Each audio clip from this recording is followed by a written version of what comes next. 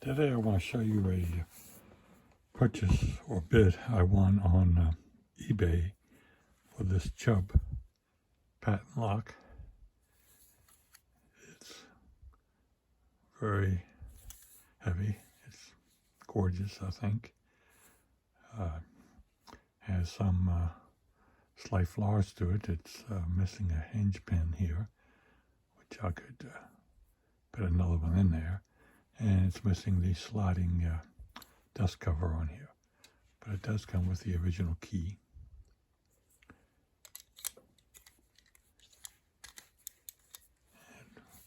It works.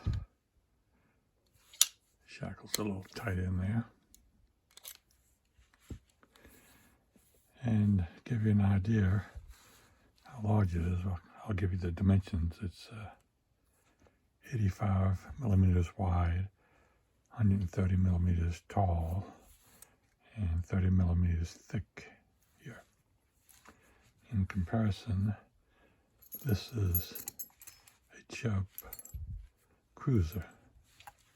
See how big it is compared to that.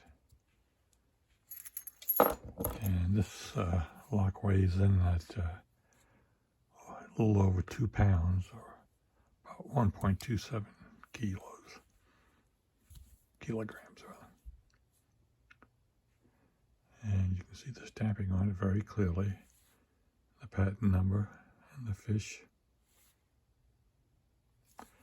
And another thing unusual about this, besides its age, it was, according to Chris Jones, he looked up the patent for me and told me it was made somewhere between 1898 and 1899, and that it has a detector mechanism in it. And he said the Chubbs around that time period had these detective mechanisms in them, which is a deterrent for picking. He did a video not too long ago on a detector in a cabinet style Chubb lock, and explained how it worked, what you had to do in order to bypass it. This one, its detective mechanism is entirely different than the ones for the cabinet that Chris had. We'll take a look inside through the shackle hole here, and you can see the levers and what looks like the mechanisms that is built into the levers. And I have no idea how to pick this. It should pick very similar to a regular old English type padlock. Made turning tool for it here from an old key, and a wire for it. Now let's see. Another unusual thing about this is that it has a curtain on it, just like this mortise curtain lock does. And it's a picking deterrent. You can't get your pick wire in there unless you rotate that. And it's the same way with this. You can't get a pick wire in there until this is rotated.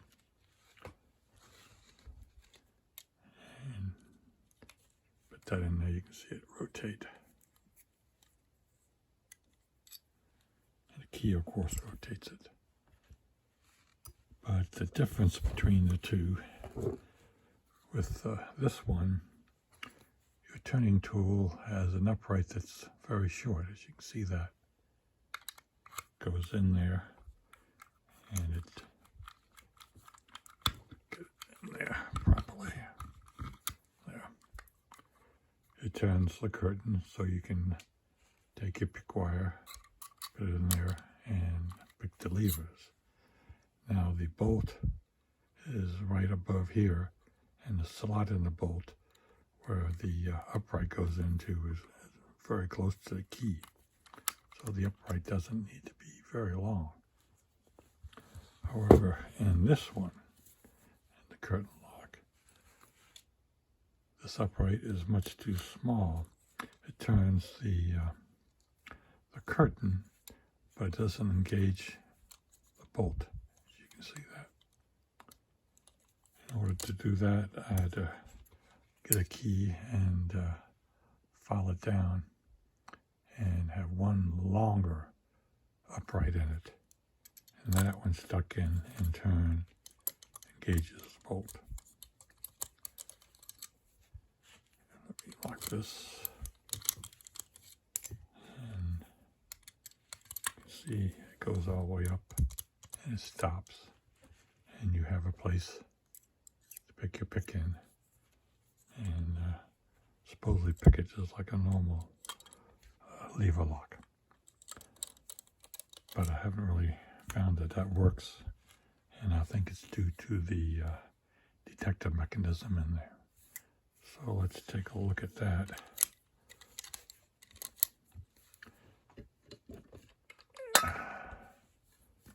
Get this set up in the vise.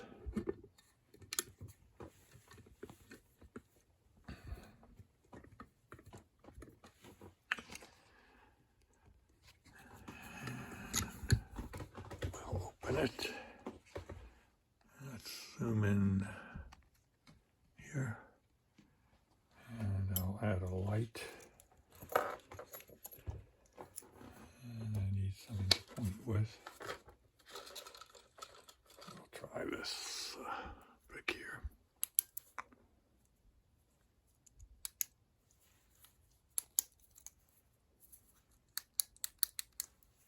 My flashlight isn't working now.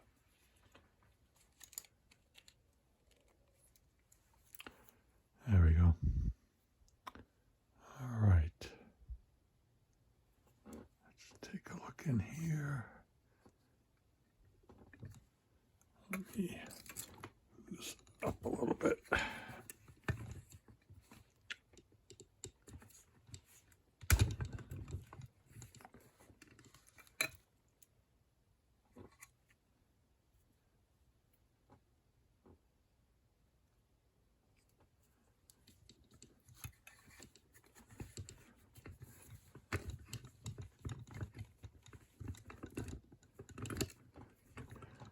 I want to get the right angle in here. I think we'll do it this time. There we go. All right. This is a 6-lever lock. And if you can see, there's the first lever, second, third, fourth. The 5th lever, look how thick that is. And then the 6th lever is a lot thinner. And the bolt is there on the left, right there.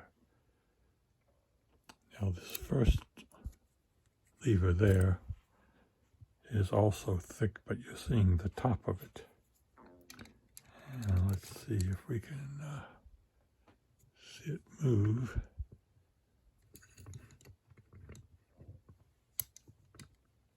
See the thickness of it there. Like it's got a big notch in it. I think that's part of the detector mechanism.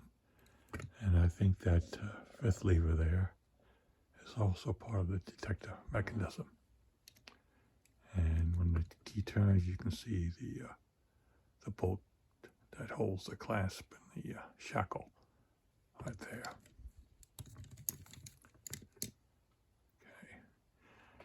Now picking this thing, get the key out, and I'll try and show you if I can. The lever's moving.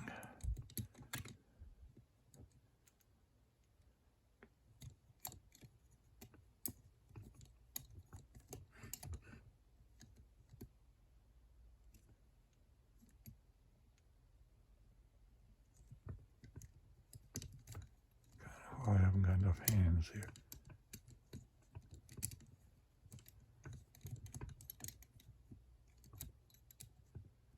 There you can see there's the lever moving. Another one there. See if I can get the first one.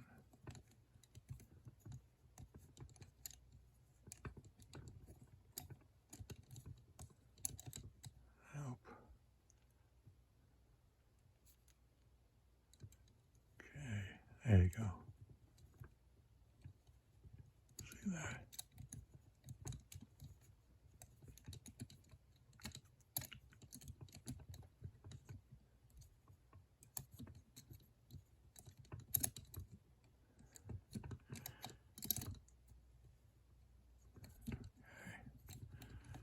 Now, again, the fifth lever here, when you pick this and you're lifting all these levers up, they lift up just like a normal lever does. But this fifth one, when you lift it up, it stays up. I mean, it's like it has no spring to push it back down again. So I think this one and the first one, 1 and 5, are part of the detector. And this fifth one has to go up to a certain point so that the bolt can pass through that. But you have to, I believe, pick these 4 and the 6th one, and then pick the 5th one to raise it up to the right level where the bolt can pass through to unlock the shackle. And if you lift it up too high or not high enough, it's not going to move, and you can't pick the lock. You can't throw the bolt. And the only way to get this down, I found out manually, is you have to go in there with a pick and push it back down again, because it's not on a spring, and the only way to get it down is the key. The key will pull it down. Well, then you can start it again. But there's the key in. You can see the levers moving up. And that.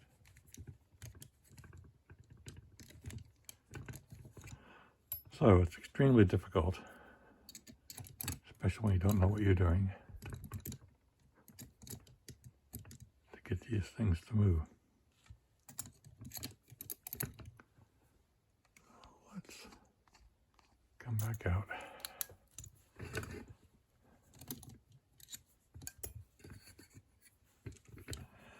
Take this. And if anyone has any experience with this lock and with the detector mechanism in there, and can give me any kind of tips on how to go about picking it. I've tried doing it with these tools, and I can't get any of the levers to bind, to stay up there. Maybe it's just the way the lock is built, or maybe it's the detector mechanism that's preventing it, and I don't know how to bypass it. But it's going to be a nice challenge anyway, and if not, it's going to be a nice, beautiful lock to have in my collection. So I hope you got something out of this, enjoyed it, and I'll talk to you later.